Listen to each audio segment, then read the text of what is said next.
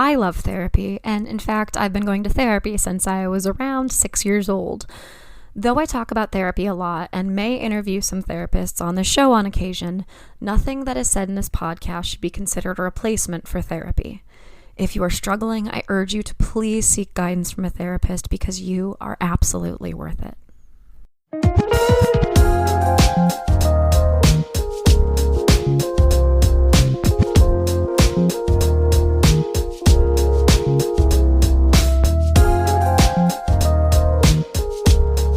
Hello everyone, you're listening to Wine, Dine, and 69, a podcast about dating, relationships, sex, and self-love. I am your host, Rachel Dalton, coming at you from a very special place this week. I am what we Michiganders call up north, which is pretty much anywhere north of like the very middle of the mitten, the lower peninsula. People who know me will know this, and maybe I've mentioned it on the podcast before, so listeners might know that I grew up, my family was lucky enough to have a cottage on Lake Michigan that we ended up selling about a decade ago, and it broke my heart. I was absolutely devastated, and I knew I was going to have a really hard time, ever coming back, and I have waited 10 years to do it, but recently I just kind of started having this feeling that I needed to kind of go back to this place where like I really learned who I was. I grew up there essentially, and would go for walks in the woods, and just it's the place where I felt the most myself. And with all of these, big changes happening, the pandemic, stuff with my family, my breakup, stuff in my career shifting, I just really felt like I needed to go back to like this place that was such a place of stability for me. And it was just a really beautiful, incredible experience to go to the house, sit on the deck, watch the sunset, watch the waves roll in. And I bring this up because like, it's important to me. But it also has to do with self-love. And I did a really cool exercise that I would encourage anybody to do who is struggling with self-love. While I was sitting on the deck, I pulled out my phone and I started writing a love letter to myself. A letter to future me, dear Rachel, and started off saying where I was because I felt like that was important. And then I talked about who I am and what I want, and I complimented myself. And I gave myself encouragement for the things that I know I struggle with. And I gave myself wisdom because in that moment I felt really peaceful and serene. And I don't know, like I had more wisdom than I did yesterday. And it was a really beautiful exercise. And I'm going to leave the letter on my phone. There are reminders to breathe. There's reminders to listen to my heart, and lots of other, really personal things that I wrote. And I guess I bring all this up because it's a cool exercise that I would encourage anybody to do. I'm really happy. I thought that this experience was going to be difficult and sad because of a lot of the family stuff that's wrapped up in this. And, the sadness, my partner was actually supposed to come with me in the fall to come do this trip. Obviously, he didn't. So there was a lot of kind of sadness wrapped up in it, but there was also, I was so happy. I am so happy. It's just, I don't know. To me, this is the best Christmas present I could have ever asked for, was having this experience. I feel like relieved of a burden in some ways.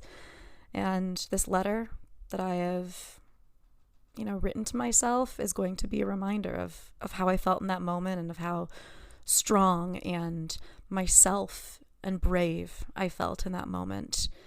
And just how much I really felt at home in my own skin, how much I loved myself in that moment. And so I would encourage anybody who's listening to do the same thing.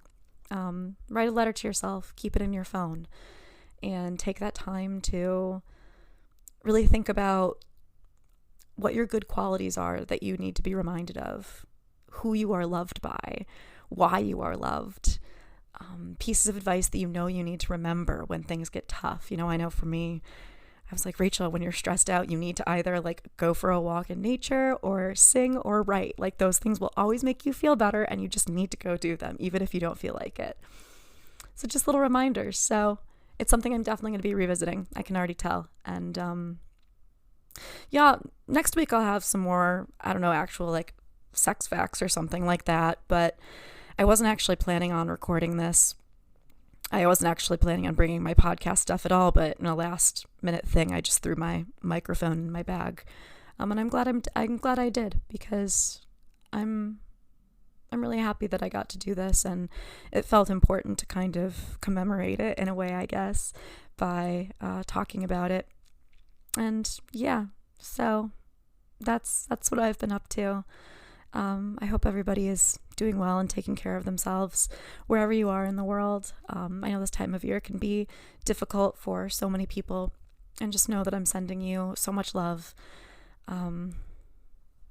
Yeah. All right. Well, today I'm going to have a great conversation with my guest, Diana. She is absolutely fabulous. And we talk about a huge number of things. We kind of cover it all. So she's an incredible woman with a lot of interesting stories and a lot to offer. So I really hope you enjoy the conversation. And I guess I'll end with this. Tell the people in your life that you love them. Life is short, and you never know. You just never know what's going to happen, and you can't know. And that's part of the beauty and the complexity of life, right? But tell the people that you love them. Really. It's so important. And with that, I'm going to cut to a commercial break, and please enjoy my conversation with Diana. Do you find yourself struggling between the choices of playing the latest video games you got for Christmas, or debating Aunt Fanny about religion over Christmas dinner? Do you find yourself trying to work video games into your school papers, Sunday sermon, or next book proposal? Do you wish you had more people to argue with about the hidden philosophical meaning of your favorite RPG? Well then, nerds, we are the podcast for you. No Avatars Allowed is a podcast about video games, theology, and all things cultural and intellectual. Oh, and we talk about sex a lot, too. Our hosts Rachel Dalton, Ben Wallace, and Joshua Wise figure out each week how on earth to cram video games into some kind of bigger discussion. And mostly, we make it work. Check us out every Saturday morning on allportsopen.com, Apple Podcasts, Spotify, or wherever you get your podcasts. So grab your controller, that unused copy of Thomas Aquinas that's sitting on your shelf, and maybe a negligee, and come join us for what is certain to be an interesting and strange conversation on No Avatars Allowed. Hi, everyone. Welcome back. I am here today with my guest, Diana. Diana, how are you today? I'm great. No, really. Really? Tell me about that. What's so great? No, it's here. So I'm located in Brussels, in Belgium, and today is a sunny day, and it makes me I think already very happy.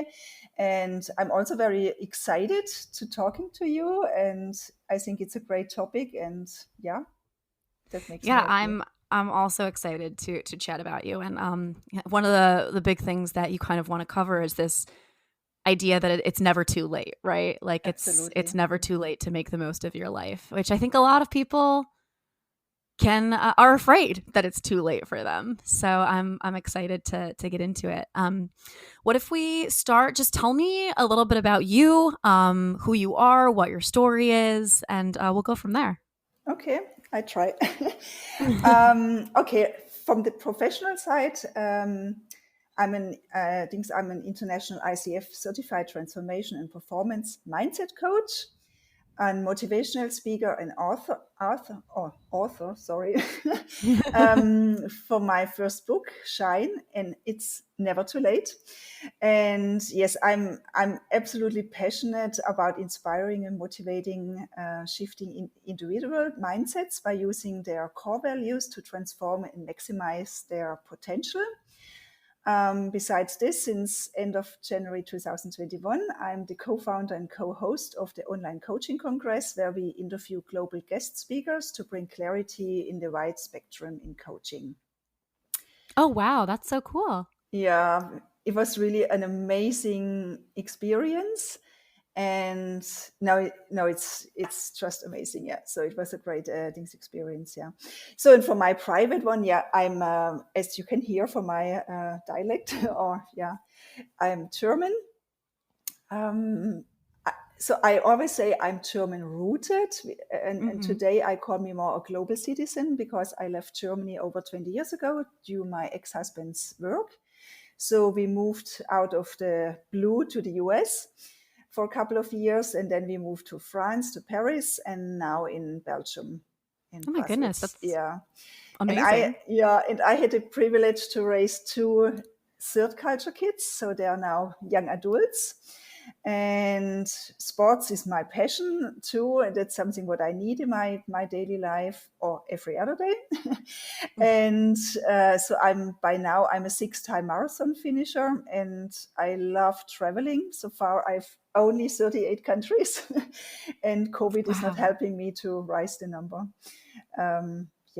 So through the moves in other countries and my passion for traveling, it really helps me for cultural awareness and to get to know more interpersonal relationships and communication skills.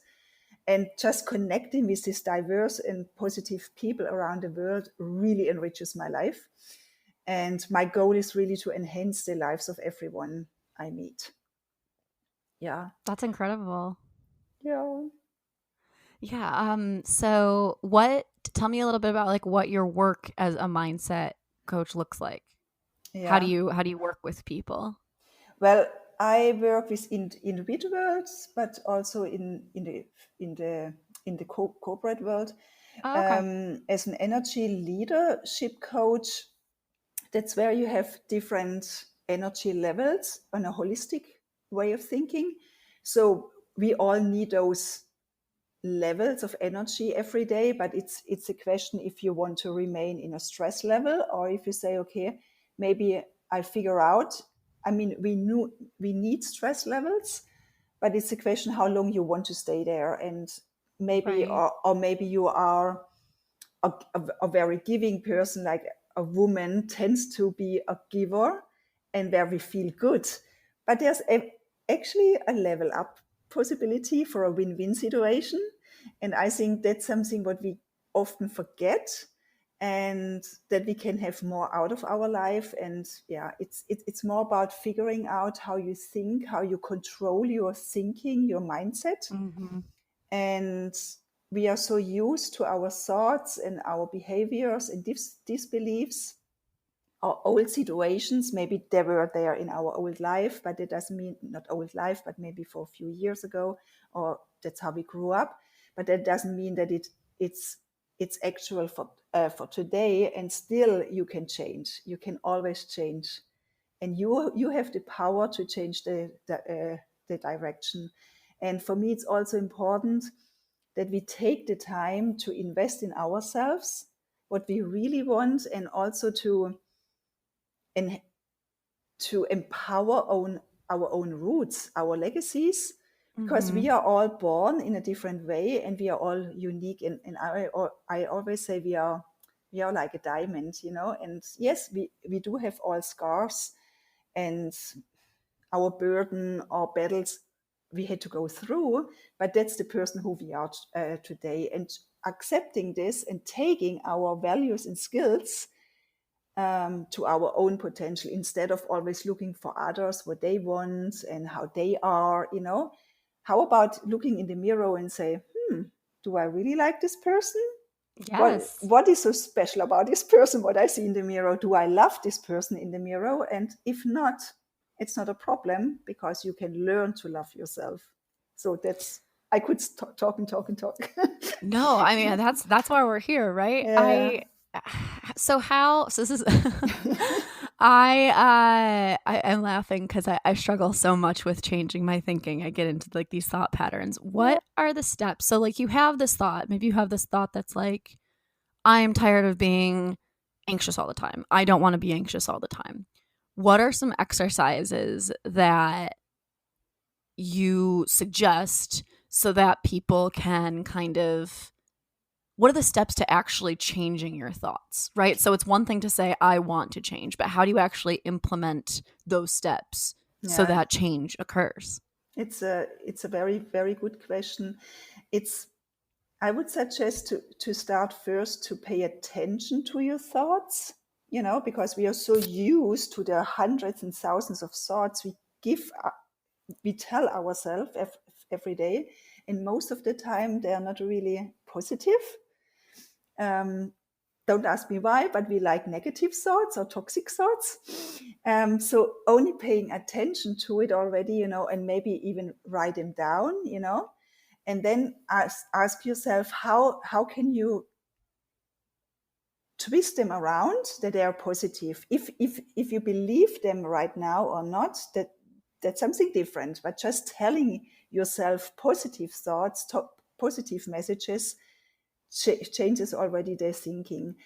For example, I always said to myself, oh, but I cannot write, But then I wanted to write something, and then my mind says, okay, in one hand, she tells herself she cannot write, but she wants to write, So maybe I have to tell myself I am excited to write my book, Even I have my struggles too, But just telling myself, no, I'm really excited and I have the right idea.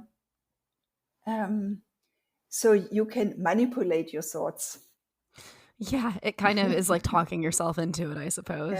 Yeah. And it's also if you say, oh, I have to clean my apartment, I have to do this, or it's something different. I want to do it, and when I clean my apartment, I feel better. It looks good, like it's a small switch, and I will change I will clean my apartment because,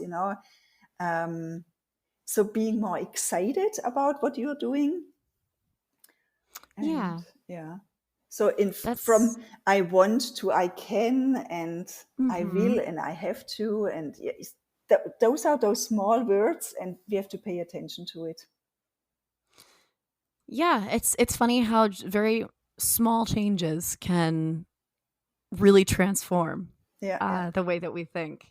Absolutely. Yeah, that's really amazing. Well, so I kind of said this at the beginning, but one of the big themes that you wanted to cover was it's never too late, and I totally see how that's related to this mindset coaching that you do. But expand on that for me, this idea of it's never too late and how that relates to your life, how you were inspired by this how you were inspired by this idea that it's never too late, and how you pushed yourself to make changes. Actually, okay, when I turned 50, I thought, well, I've done my job, I've raised 2 wonderful children, so I don't know, we have this magic number of 50, and then, okay, we have done our job. And then just a few days later, I received a message from my ex, that he wants to separate. So we were going through some difficult times, but I was not expecting this. So that was for me really a bit out of the blue, especially after my big birthday. And I was just afraid, what's now, because I have supported him 20 years in his career, and I gave up mine. And well, I've done a lot of things in those 20 years, but still, I was so afraid, no home, no job, and nothing, And then I really did a whole transformation with myself. So I really invested in myself. And with Never Too Late, it's like I really started studying again. I cleaned out my life, and I have done I mean, after the first year, then, but I went out, and suddenly, because of all these investments and changing in my life, what I've done, I really rediscovered my life. I have done crazy things. And today, the people say that I look 6 to 8 years younger, because I think that I'm much more happy right now, and I enjoy my life. And if you are 30, 40, 50, or even 70 or 80, if you want to learn something new, do it, Don't excuse yourself and say, no, but I'm too old. And even with my marathons, I only did my first marathons in 2017, so it's not that long. It's 4 years ago. Yeah. And I have done now 6, If you would ask me 2016, do you ever run a marathon? I said, oh, no, never ever. And we tend to say never ever. And that's also with the dating. I said never ever on a dating app, Me too. and until my friends convinced me, and I said, no, go out there. I said, no, never ever. Or I said, never ever a tattoo, and now I have tattoos. So, yeah. It's so funny how that works. I also said no to dating apps. I was like, oh, like it just doesn't feel like organic or authentic. And I've been with my partner for 4 years. He was my first dating app date. It's like really incredible how like you say one thing and then like the universe throws something at you. Yeah. I was like, oh, really? Well, see, I mean, kind of on that topic, you started over dating after, your marriage and with the apps and, kind of putting yourself out there again. What was that like? It was strange. It was really strange. I mean, for me, like, okay, the first year in the separation, it was really not a very, very pleasant time. But and the people said to me, "Oh, Diana, but you know how you look, and you will find again a partner." And I was not actually worried about it, even not knowing how. But but in the first year, I was not even interested in, and I felt inside myself dead. Like, I mean, I love meeting people, and I met a lot of men, but not there was no dating, and I was not, there was no attraction to date someone. It was really strange, and I felt, oh, what is wrong with you? And I thought, this is me. And then I don't know why it was like after the first year, like then your hormones kicks in, and you have your own desires. And then I saw a man from a friend. Don't ask me. He did nothing. So he just entered a room, and he just said hi to me. And I looked at him, and suddenly it felt like I'm alive. I mean, he's really a friend of my, the husband of my friend, and there's nothing between us. And there was nothing. We just said hi. We had a small conversation, but whatever he did, suddenly I was awakened. And then a few days later, I was in south of France at the beach with my friends. And now, please excuse me, I'm very direct now. I said to my friends, I said, girls, I need sex. I was such my whole body. And they were laughing. I said, gosh, Diana, you need to go on Tinder. I said, what? Never, ever. And they said, no. So they explained to me so many things.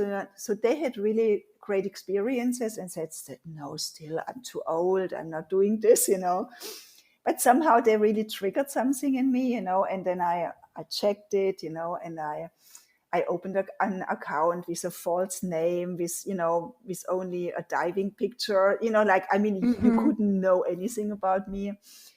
And it was quite interesting, even with a fake name and just a water picture, but the men were attracted. And that's how it started, being on dating apps. And actually, I learned so much about me in this time. And I'm still on a dating app because of COVID. But to be honest, I would give anyone the advice to do it. If you're open, if you're flexible, it's not maybe that you find the man of your life. Maybe I think there's the possibility, but so for me it was more learning about myself a lot. Yeah. Absolutely. Yeah, it's funny how being online and seeing these different people, you really get a sense of like what you value in a partner and what you don't. Yeah, absolutely. And I think that's also a great time to figure out what you really want, in your future life. What do you want from your new partner? How you see your new partner and yourself in a relationship? If you want to start, about the communication, about your rituals, what you have. If you're more up for friends with benefits or one night stands or whatever, or you say no, that's what I want. And I think that's also important how we communicate on a dating app, to learn how to say no, or I mean, you can be still polite, or funny. But what's funny that the guys, they always say you are so different. Oh, yeah. And then I think, you really? And I said, what? And I said, that's how the way I write, how I communicate with them. But I think that I really try to be authentic, because I don't want to fake something, So either a guy likes me, who I am, or not. And if not, then I always say, guys, we are old enough, we are adults, we can talk, I mean, just be polite and kind, and be open and honest. Do you deal with people being rude or creepy? Luckily not so many, but it has been. But then I make a very clear cut. I'm very, and I say this too, and I said no. So for this, I'm really, I mean, the only thing what I realized, and even so, there are a lot of married guys there too, or in a relationship. And for me, it's okay. I mean, it's their choice, and it's my choice to say, okay, it's something for me or not. But the only thing is what I would like to see, that they're honest right up front, Yes. And once one guy, he asked me, are you married? And I said, no. And then I said, are you? And he said, oh, yes, I am. I said, and then he even said to me, but you have to ask. You have to ask. I said, but just be honest and say, write it down in your profile or whatever, Right. Yeah. And when they say, but it's not a problem, and I have a difficult relationship, and said, you know what, that's your choice, and that's not what I want, How about when you fix your relationship first, or you make a decision about your relationship, Right. and then you move on. But so for me, it's a no-go. Yeah, I understand that. That's really tough. Okay, well, you, after, your marriage ended, you did a lot of work on yourself. Tell me just a little bit about what you did. Like, what changes did you make? What mindset changes did you make? Just how did you start over? What internal work did you do? Oh, I did a lot. I did really a lot. And it was not always easy.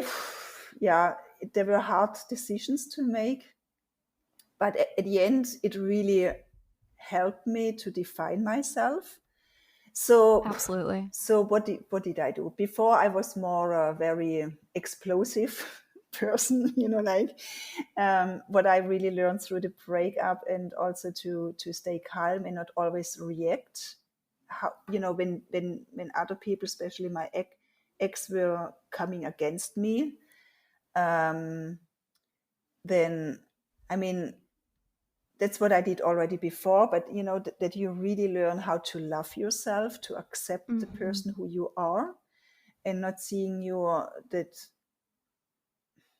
there's something wrong with you. No, actually, that you are an amazing, beautiful woman or man who you are. I really decluttered my friendships, my connections. It's not that I don't like them anymore, but I was really bringing awareness. Do they really bring me value in my life? Or it is only that I give, is there something coming in return or not? So that was sometimes really heartbreaking. I had to learn to say no, because I was always a giver. You could call me 24/7, and Diana was always there. And that's many friends of mine, they were not used to it. And suddenly Diana says no, and she puts boundaries out there. And I think that's really, really important to protect ourselves, or to bring value to our own life. Absolutely. But the beauty was actually when I cleaned out my friends, then there was room for new connections, and then the magic happened. Now when I think back, the last 1-2 years, I have so incredible new connections, and it's my choice now. It was my awareness, or like when I moved in my new home, I said from the beginning, this is a happy place, and I decide who comes in my home, and only positive vibes are coming in my home. And as soon I feel like there's something not aligning with me, then I don't invite them. I say, sorry, no, but you're not coming into my home. That's incredibly courageous. It takes a lot of courage to do that. Yeah, but it's really, I mean, you feel stronger, you feel more alive, you feel more valuable and fulfilled. Yeah. And I think it's my right to decide about my own life. Yeah. Absolutely. Yeah, that's really incredible. What if we go back to your work so you said, what did you say it was that you started doing just this year in January 2021? Yeah. So we started last year in October. I connected with someone on LinkedIn, and she's a coach too. And we realized about coaching, that's not really clear. There's hundreds, thousands of coaches out there, and many people just don't know what's really about coaching. And then we said, okay, we really want to bring more clarity in it, to explain coaching, what is this about, what you can do, and the value what you can bring into your life. But there also that there are so many, so there's a huge diversity into coaching from the niches. There's maybe one for divorce, or there's maybe a dating coach, or there's someone for young adults, or there's a business coach. So I mean, the varieties, even for sleeping, and of course for sports, and that's what we did. And I had the pleasure to interview 11 coaches around the world. For me, it was important that it was a global event, and really diversity, because that's what I stand for, and that's what the people know me. And I had, out of the 11, I had 9 people I connected in incredible ways. It was really like magical, and they even said the universe brought us together. And Wow. yeah, and that took place end of January 2021. Okay. Yeah, and Yes. we are going to continue. Wow, that is so cool. Yeah. And how can coaches, I mean, being a coach is so, it takes a lot of work. I mean, it takes a lot of work in terms of like time and dedicating time and money, but it also, you have to be really vulnerable, and you have to be able to protect your energy. Like, can you talk to me a little bit about that? Like, what do you do to take care of yourself while you're also taking care of other people? Yeah. That's very a kind question. Yes. No, but you're right. It's really important to protect myself, and to reboot myself too. Let's say that I learned with IPEC, and that was actually one of the first sessions we had. So it was a very, very intense training. But the first thing I learned is that we stay out of the box, because as soon I go in the topic of my client, I mean, of course I feel with the client, and I'm there with the client, and I want to help the client, but I don't want to feel the same, because then it's really the risk that it really drains me, Right. And I really, so far, it was only one time in all my sessions, I could really stay outside. So yes, I share the topic with them and I want to help them, but I really try to stay, let's say, I partner up, but the decision and everything comes from the client, and I try not to step into their position. Yeah. And so far, except one time, and then, but at this day, it was really strange because I really was not in a good mood. And what the client said, it was exactly how I felt on this day. And then, and it was really, I thought, he's talking to say what I feel today, like I was really in a bad state. And normally I can, I just put my business button, and I said, okay, now it's all about the client. But at this day I couldn't. And I think that the client didn't feel it, but I felt it. And it was maybe also important for me to have this experience, even I shouldn't. But only from this I can really learn and know how important it is not to step into the same problem or the feelings. Yeah, I can relate to that. Seeing somebody go through something and being able to empathize but not get too emotionally involved. I think that's a really important thing. I considered, going back to school to be, I considered being a life coach or going back to school to do psychology. And that was my big thing. I was just like, I don't know if I can keep myself out of that. I feel like even in my friends' lives, I get so invested in wanting their happiness. Yeah. I mean, as a friend, like when you talk to a friend and you want to help a friend, I think that we really feel for this friend, and then we really step into it. But as a coach, normally you shouldn't, and it's really possible. So that doesn't mean that you don't understand. Of course, you understand the client, and this for me, it's really possible to do. But also, yes, as you said, I need to recharge too, or refill my cup, and that's what I do through the nature, through my sports, or music. And that's how I fill up my energy again too. But it's never for me. It never feels draining, never. And that's probably because I just love it. I just love it, and feeling that there's, I could be for help, and there was a breakthrough.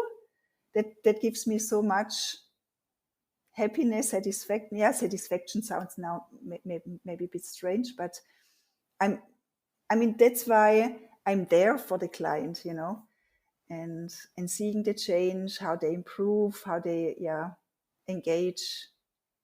It's just incredible. Yeah, that must feel so rewarding. To know that, like, you watch these people, you do work with these people, and you coach them and watch them grow. Yeah. And then, they flourish into this. I mean, they were already a beautiful person, right? But they flourish into this, like, fully realized person. And I guess that's a question that I have too. Like, self-realization and self-development, it's kind of always a cycle, isn't it? Like, we're never, like, fully done. No, and we shouldn't never be done. I think. No, really not. It's not like, no, we shouldn't. And it doesn't matter how old we are. We should always treat ourselves as the best we can, It's like the most valuable you have in your own life. And if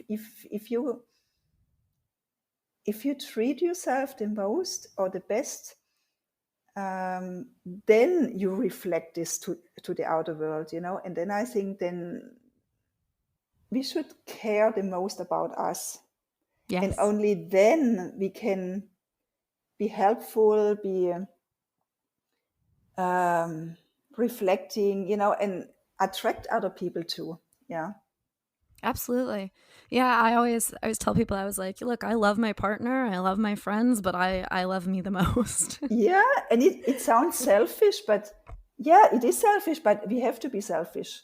Yes. Yes. It's Yeah, like you were saying, you're no good to anybody else if you cannot help from an empty cup. You need to fill the teacup before it can spill out onto the saucer and help absolutely, other absolutely. people. Yeah, So I it's good. totally understand that. Well, tell me a little bit about, so you have written a book called Shine, correct? Tell me a little bit about that, what it's about, what it was like to work on it. Well, I'm in the middle of the writing of the book, so I'm sorry. Okay. Yeah, there was a lot of hiccups, yeah, through COVID. Oh, yes, I So bet. Yeah. yeah, but it's okay, that's a process, and so it called Shine, never too late, and stand in your power and make your own impact. Yeah, and I came up with the title, I think, because during my 20 years living abroad and supporting my ex, I did incredible things. We moved so many times. I organized, yeah. So there's nothing to complain. But however, it was all about him. And Mm-hmm. even I did great things, and I felt always I'm in the shade. I was Yes. never be valuable, fully valuable, and things acknowledged. I was a routine, and now through my full transformation, I feel like I'm shining, and that's what I attract now, and that's why I look even a few years younger. I feel more happy, and I mean, I am happier and I feel better in my body than ever before, and I love my body now. And I think it sounds funny Mm-hmm. when you're 52. Normally you would say no, but that's when you're No. 20 or 25.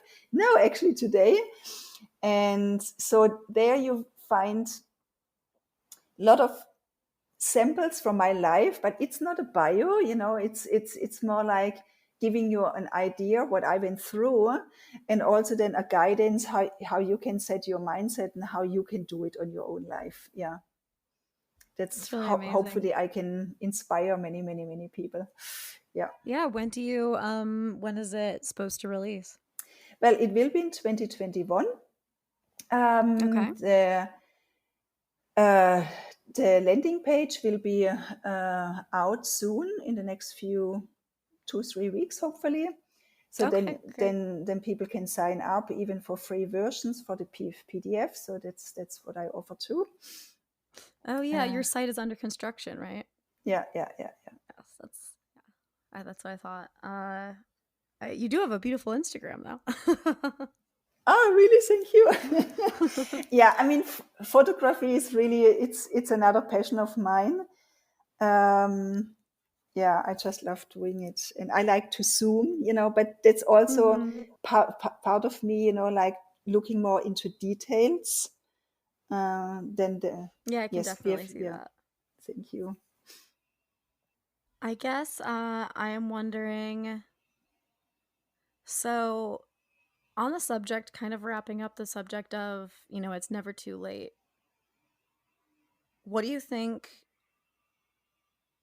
there is to say about this idea that the older you are, the more you know yourself?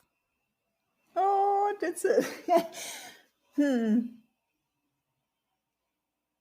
I think it comes out automatically because there's something different if you're 5 years, 10 years, 20, 30, or 50 or 80.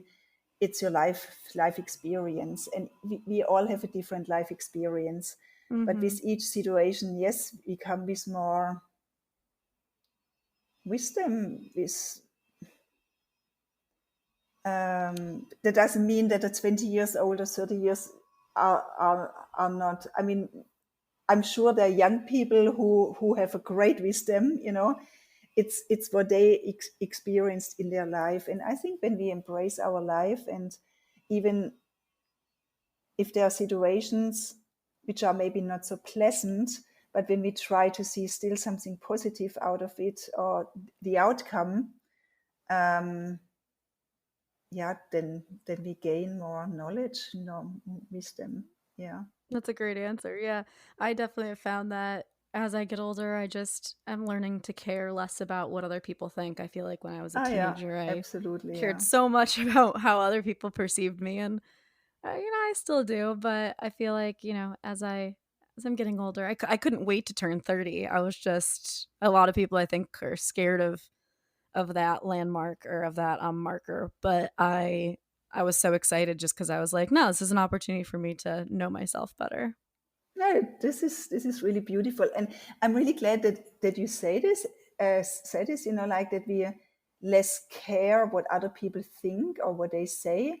It's their assumption and how they observe a situation, but that doesn't mean it's maybe in their eyes right, but it's not in your eyes right. And if we spend too much energy thinking what the other think or care too much about, what they think, I think that's an energy drainer, which is not worthy for it. And yeah, it's their right to think how they want to think, but you know what is right. Yeah. I think that's a really important reminder at any age, right? You just need to keep in mind that what's theirs is theirs and what's yours is yours. Exactly. Yeah. Lovely. That's really nice, Rachel. Nice. Well, I guess tell me, where can people find you? Where will they be able, you said they'll be able to find the book on your website. So tell me about that. Where can they follow you online? Where can they sign up to work with you? And then you also write articles. Where can they find those? Yeah, so for those people who are on LinkedIn, you can find me on LinkedIn. It's Diana Petzold. It's Diana and then Petcold. Everyone is welcome to connect with me. I love connecting with people. So there I write articles. So I post, and there's also for the global business playbook. I write articles. And then, so the landing page for my book, it will be my name, because Shine was given away, of course. So it's not only me. So it's www.dianapetzold.com.